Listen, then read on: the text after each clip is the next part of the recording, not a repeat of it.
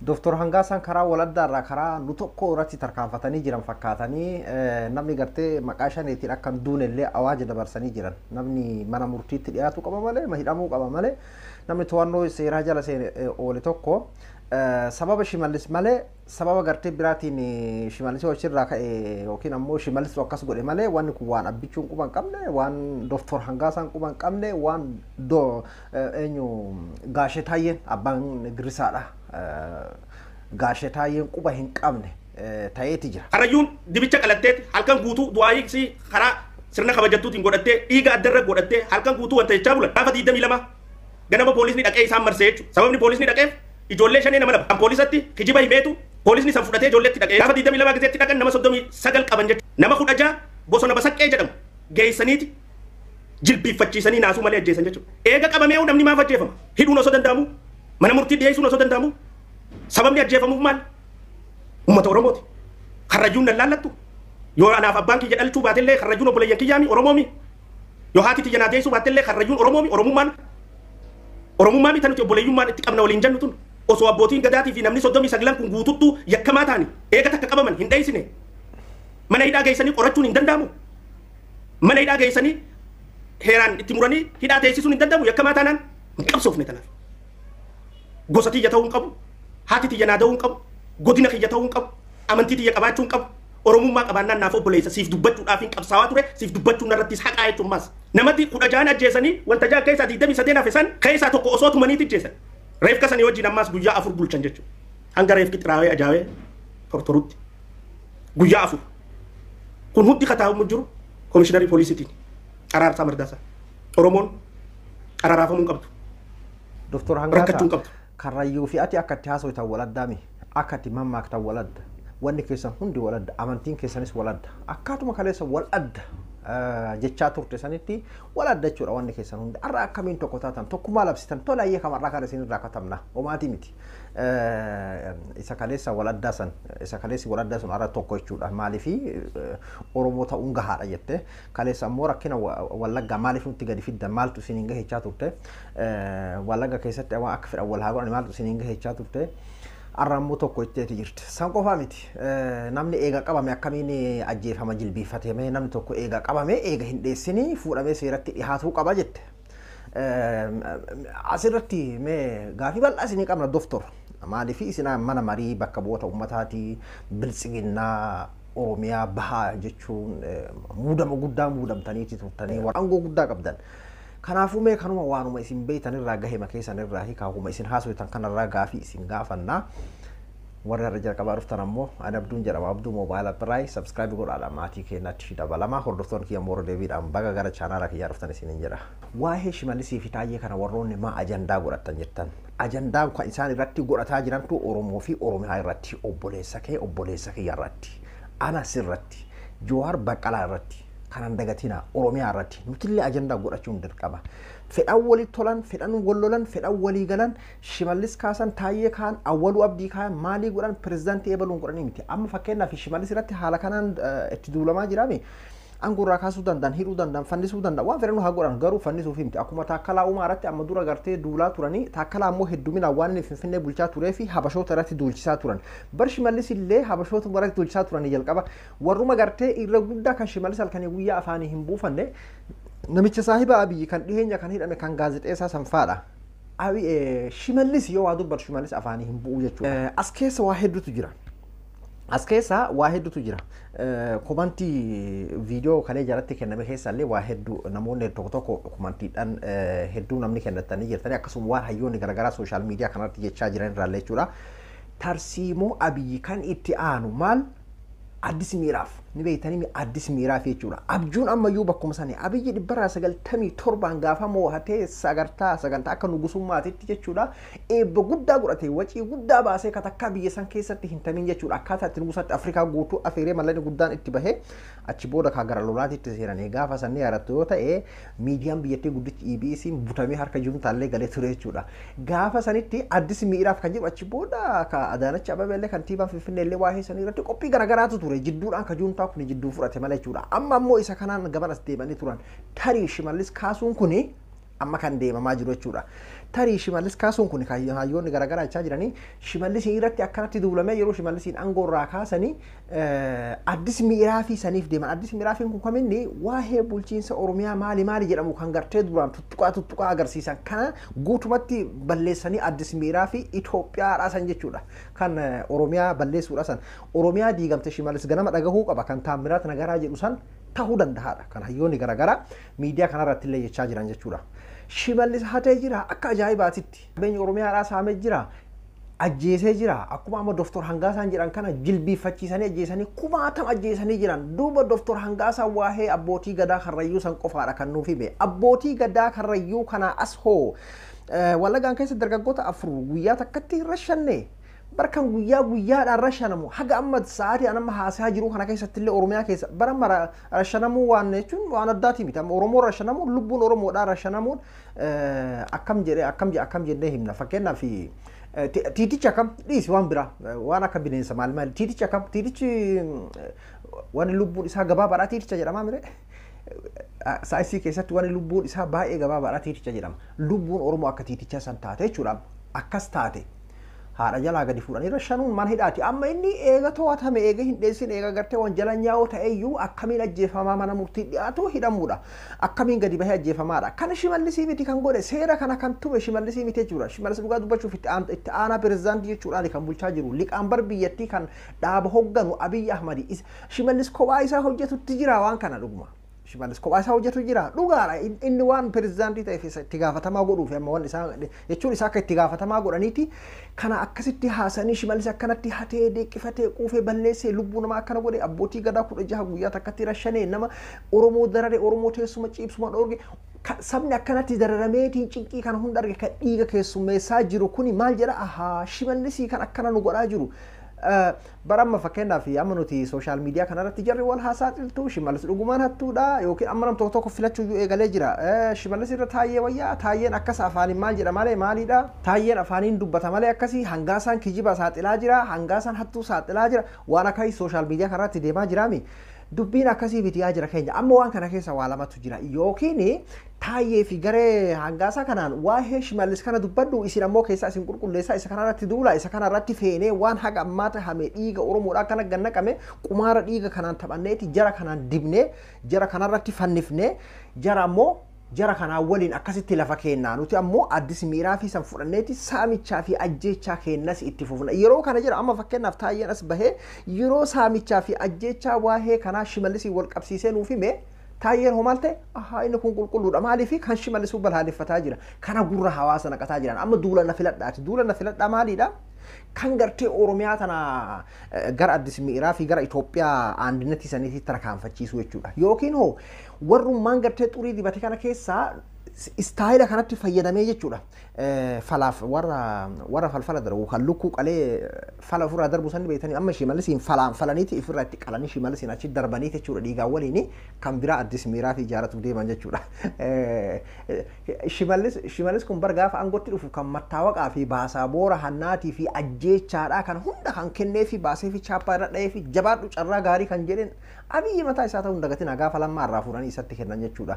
San qofaa miti kan amman tanallee qulfii taayyeedhaan kennee hagasii qulfii tanaati arguu fi yookiin sirraa fuudhee saahiba keetti kenna yookiin situ barataan jechaan jirulleen Abiyyi maa jechuudha. Garuu haa ta'uuti as keessatti wal diigumsi dhufuu isaanii dhufuu danda'a. Siyyoo godhame kaasan du'aa itti godha. Jechuun rabbi isin haa diiguu isin diigin jedhaanii itti du'aa itti godha. Maaliif ennaanin Shimallis jala ijaarama dheeratu jira as keessa warri gartee miiliyoonara ta'e kan maqaa shawaatiin ijaaramee maqaa garagaraatiin ijaaramee kan jedhe hedduutu jira jechuudha.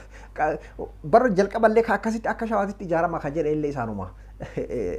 Ni beektanii Fayyisaa Leellisaa fa'aa waan jechaa ture. Fayyisaa illee atileetiin sa'ina amma kaabinee guddaadha. Birhaanuu Leenjisoo fa'aa waan jechaa ture ijaarattuumi.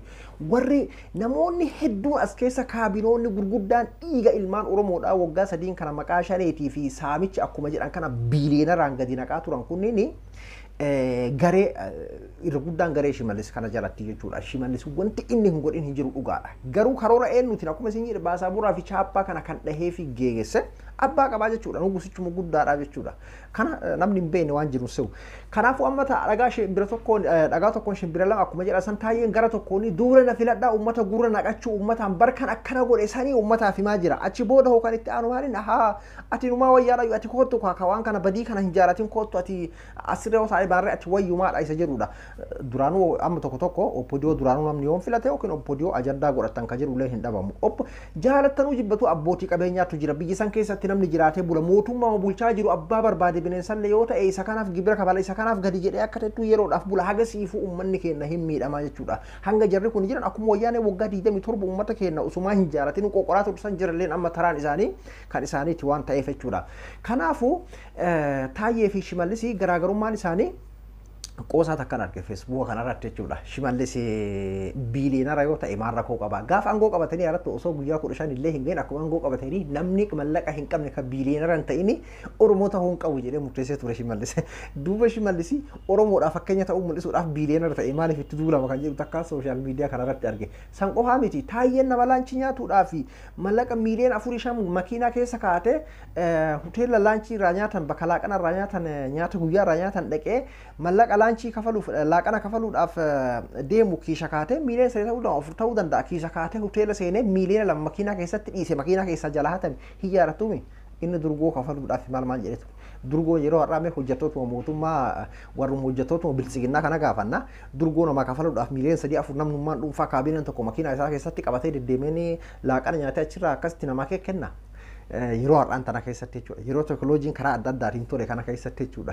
Kanaafuu Taayyeenis nama laaqana nyaatuudhaa fi miiliyoona 3-4 makiinaa isaa keessatti deematu jechuudha. Shimallis ammoo yeroo Taayyeen akkasitti yeroo Taayyeen miiliyoona 2 makiinaa keessatti hin deematu Shimallis tarii biiliyoona 2 deematu fa'aatu mala jechuudha. Garaagarummaan jiru kanuma jechuudha.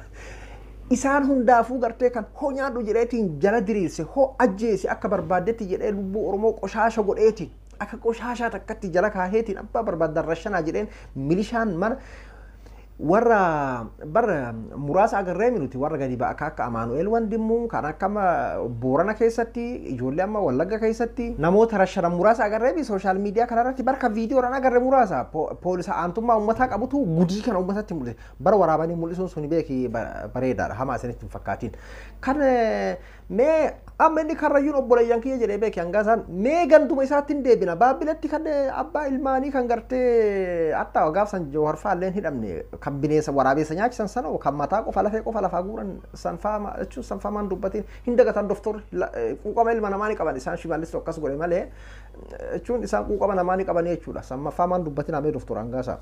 Kanaafuu waa'ee rashanuutii fi waa'ee lubbuu kuni tarsiimoo dabalata gartee waa'ee gaafa wayyaanee irraa akkaataa itti Abiyyi tarsiimoo haaraa inni fidateedha kun.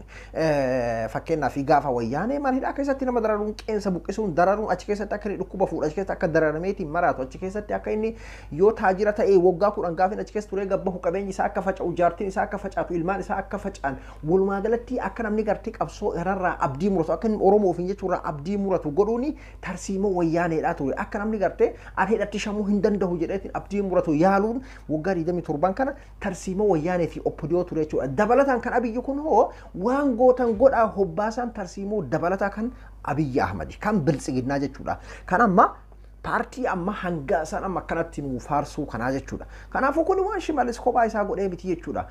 Chaabbaa kanaa kan namaa dhahee namaa kennu Abiyyi jechuudha. Kun waan ifaa bilisa jirudha. Namni kana hin beekne hin jiru. Tarii isaan amma kana Oromoo gowwoomsuu barbaadaniiti jechuudha. Wayyaaneen waggaa 27 nama rashanaan turre hidhuu fi ajjeesuun dararuun hojii isaaniiti. Ajjechaan isaan ajjeesanis kan akka bilisiginnaa kanaa miti. Mee amman tana namni hiriira haa bahu yoo isaan guyyaa takkatti nama 1,000 fixuu danda'an nama 500 fixuu danda'an akka gaafa wayyaanee sammee daawun jedhee gabbayee haa bahu mee. Eenyutu itti dhiisa hin jiru jechuudha. Akki gaafa gartee wayyaanee suniyyuu carraa wayyaanee sun irra dimokiraasii guddaadha. Abiyyiin biratti maaliifi dabalataan kan Dargii irratti dabale kan Haayile Sillaasee kan Minilik irratti dabale. Aadaa abbootii kennaa jira yeroo hunda jechuudha waan inni dubbatu. Kan abbootii isaanii kun kaminni kana irratti dabalate jechuudha.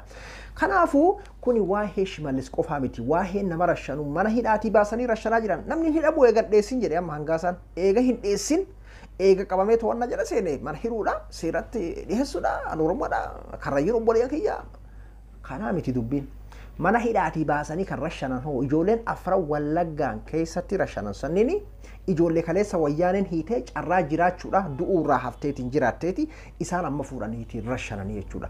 Tokko lama Amaanu'eel Wandimmoo luka dhahanii dhiinirra yaa'a cabsaniitiin fuula isaarra dhiini yaa'a haadha duratti akkasii addabaabaa irratti rashanan sun hoo maalinni abbootii gadaa karrayyuu kanaan tokkuma hoggansa waan ta'eef garaagarummaan kan jiru malee jechuudha. Tokko lamaa miti hedduudha kan akkana tahame kuma meeqaa jechuudha haga gartee Abiyyi dhufe kana. Walumaa galatti amma Shimallisiin ligooree tapha kana akkamiin xumurraa tapha xumura ligooree waggaa amma haga Shimallis nu bulchee kana akkamiin xumurraa kan abbaa gadaa karrayyuu kanaa fi akkasuma hattuu jimaa hattuu simintoo maali waan jedhudha kanaan xumurraadha haa ta'u malee kuni tarsiimoo isaati. Gara hannaatiin illee kan akkuma reefu jenne tarii Shimallis biiliyoona lamaan laaqanaaf deematuu danda'a miiliyoona lama immoo taayyeen ni deemataan jechuudha. Dooktor Hangaasan ammoo meeqaan akka deematan hin beeknu amma wal taraa nyaannaadha hundi isaaniitu wal taraa nyaannaadha. Dhugaadha as keessatti ammoo diigamni isaanii dhufuu danda'a maaliif Shimallis jalatti illee nama hedduutu ijaaramee danda'a maaliif akkan irratti ijaaramanii akkana godhan nullee garuu haga ammaatti afaan qabannaaf fakkaataa gara Shimallisiin hedduu dubbatamaa hin jiru. Hattaa kan OBN irratti dhiyaataa jirullee amma gaashee taayyee fa'aadha gareen ministeerri nageenyaa waa'ee gartee malaamaltummaa balleessuudhaa fi ni hojjanna jedhanii amma isa fa'aadha kan gartee OBN irratti dhiyaataa jiru. Shimallis ammoo eega afaan qabamee tureeti jira jechuudha. Kanarratti maaliin amma kan hundaa kan godhaa jiru Abiyyi jechuudha. Kanaafi wanni kuni tarsiimoo Abiyyi kan amma godhamaa jirullee tarsiimoo Abiyyi. Isa ammoo gartee taayyee wayya Shimallis wayya amma waan akkana kana faadhatu deema beekee taayyeen baga saaxilee yookiin ammoo Hangaasaan baga saaxilee dhugaadha baga saaxilee isa ammoo taayyee wayyaadhaaf moo Shimallis wayyaa isa jedhu kanarratti ammoo akka kiyyatti baktii fi haraama lachuu tokkuma jechuudha. Baktii fi haraama ni beektanii namni beeku ni beeka baktii fi haraama jechuudha. Maaliif waan tokkotti ammoo taayyee wayya waan tokkotti taayyee filadhaan Shimallis rooba gammoojjiiti rooba gammoojjii galgala roobee dhoqqeen agartu. Taayyeen ammoo rooba baddaati. Rooba baddaa dhoqqee isaa namni hunduun argaa jechuudha. Gabbahee girrisaa haa jedhu uummataan osoo pirezidaantii ta'e dasna jedhan garuu taayyee biti kan ta'u taayyeen ministeera nageenyaati tarii waan akka awwaluu abdii kana fa'aa oppodiyoodhaan duraanii kunniin ni jijjiiru kan biraallee jechuudha. Warra kanneen natti fakkaatan mana mootummaa agartee dhiiga namaa kan akka gaariitti dhuguu jaalatu warroonni akkana kunniin hedduutu jira warrootuma kana jechuudha. Amma duuba asiinii xurii Shimallis wanni haasawaniif namni xurii Shimallis haasawu kuni inni kun wayyaadha akka jedhamu amma kana gurra namaa naqataa jiran jechuudha. Homa garaagarummaan biraan tokkollee nu hin jiru. Garaagarummaan kan jiru rakkoon biyya sanii bilchigeedha. Bara amma waa'ee gartee amma dura fakkeenyaaf hidhamtoonni siyaasaa Jawaar fa'aa hiikamuuf deeman naashinaal daaloogii amma naashinaal daaloogiin kana jechuudha. Maalinni naashinaal daaloogiin taa'amu deemu kamni rakkoon biyya sanii Shimallisiidha. Amma Shimallis sun nama ajjeesaa ture nama saamaa ture Shimallis yoo ka'e nagayaadha amma biyyi sun. Ammallee Addis Miiraa fi Itoophiyaa san ijaaruudhaaf Shimallis wanti rakkoo ta'e waan ta'eef Shimallis kaafnaan biyyi sun nagayaa taate jechuudha. Amma naashinaal daaloogiin kan Shimallisiif kataayeeti jechuudha. Malee waa'ee biyyatti saniifuu kan rakkoo ta'e amma Shimallisiif taayyeedha jechuudha. Kanaafuu kuni tapha diraamaa isaan gartee taphataa jiranidha. Tarii gaafa wayyaanee illee ni jira. Wayyaanee ammoo yeroo guddaan hulaa cufataniiti waan kana kan isaan godhaa turanii yoo gartee wal saaxilanillee akka haganata akka sooshaal miidiyaaleen gaafsan akkanatti haganata kan ashaashalamne haganata kan bareen jechuu kiyya ashaashalamu tana waan afaan sanni afaan bilchiginnaatiin himuuf barbaadeeti akkanatti sirraahee akkanatti fooyyahee bareedee hin turre gaafa sanii booda kanarraa malee gaafa dura mallas jiru sanitti isin jechuu barbaadeeti. Kanaafuu kuni diraamaa isaan taphataa jiranidha. Kan irratti taphataa jiranis maali ni taraantiyyaa anammanin saamaadha. Baramma hundaafuu eega kennamee saabi jedhameen booda namu akkaataa itti walirra qaruutee fi gowwaa akkaataa itti walirra waa nyaatee bira dabarseetiin gubbarraan gadi naquu beekutu jira kan ammoo suutuma sodaataa nyaatutu jira kan ammoo akka jedhame sanitti nyaatutu jirami sanuma garaagarummaan jiru malee homaa garaagarummaan hin jiru jechuudha. Amma Shimallis nyaattee quuftee deeqqifattee koottu amma taayee taraan ka taayee ka awwaluu abdiitti kan hangaasaati kan caaltuusaa akkasuma amma wal taraa nyaadhaadha malee homaa garaagarummaan tokkollee hin jiru. Amma bara nama filatu faadhatu jira. Homa fedhellee yoo ta'e Shimallisiin akkasuma homa fedhellee yoo ta'e taayee wayyaa baktii fi haraama jaalachuu homaa garaagarummaan hin jiru jechuudha. Kanaafuu amma akkuma Dooktor Hangaasaan jedhan kana eega Oromoon tokko ta'e Oromoo Wallaggaatiif illee dubbadhu kan gartee jilbiifachiisanii rashanaa jiran abbootii gadaa karrayyuu qofaa miti Wallagga Shawaa Kaabaa Arsii bakka hunda jira jechuudha. Wanni kun dubbadhu mee kana hundaafuu isa gartee bakkeenyaa fi ganduma kee keessatti jechuudha. Baabbiletti abbaa ilmaanii fuudhanii waraabessa nyaachisan san illee dubbadhu ijoollee afur kan abbootii gadaa karrayyuu kana booda mana hidhaa keessaa baasanii rashanan san illee dubbadhu kan Boorana keessatti mana hidhaatii baasanii rashanan qoreerraa deemsisaa akkasitti rashanan san illee dubbadhu guyyarraa guyyatti tahamaa jira wanni kun waan ta'eef mee isa kana illee dubbadhu.